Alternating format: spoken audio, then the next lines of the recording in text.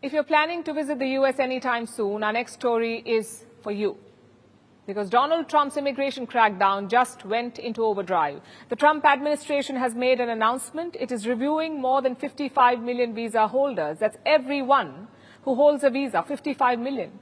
It could be to enter, to work, or to live in the US, any kind of visa. US officials are reviewing their records. And you can guess why. They're looking for potential violations. Again, it could be anything from staying past visa time frame to criminal activity to whatever the US deems a threat to public safety. If any of these indicators are found, the visa holder will be deported.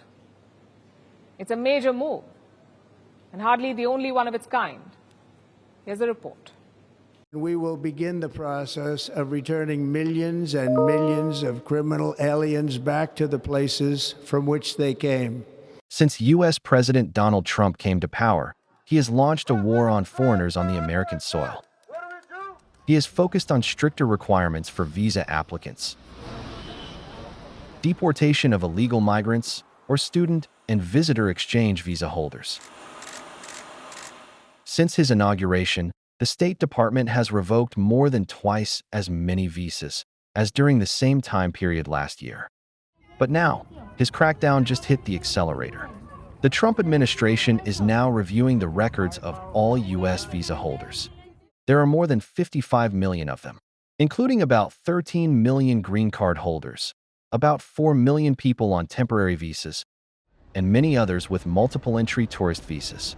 Their records are being vetted. Why is that? Because the Trump administration wants to sift out any possible violation, like staying past the authorized time frame, any record of criminal activity, threats to public safety. If any such information is found, the visa will be revoked.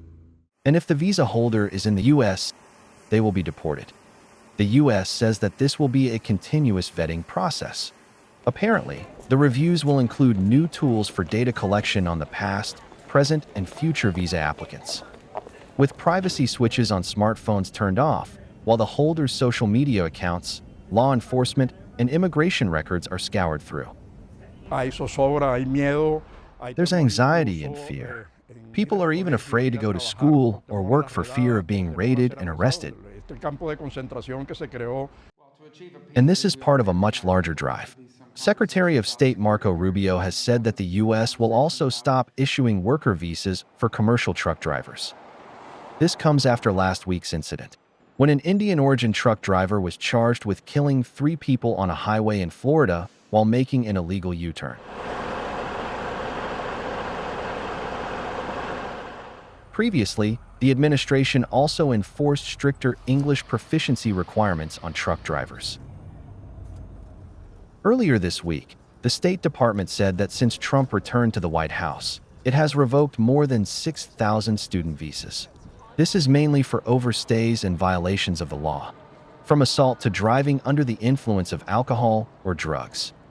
While these moves have sent shockwaves through the country, the Trump administration is not stopping here. On the ground, ICE, or the Immigration and Customs Enforcement, is boosting operations. It is adding a new wave of agents.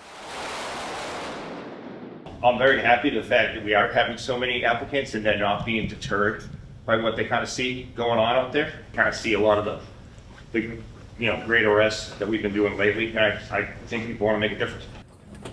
But many of these additions will be civilians. The Pentagon is recruiting civilian employees to join a so-called volunteer force to aid ICE deportations. Selected employees will join the campaign.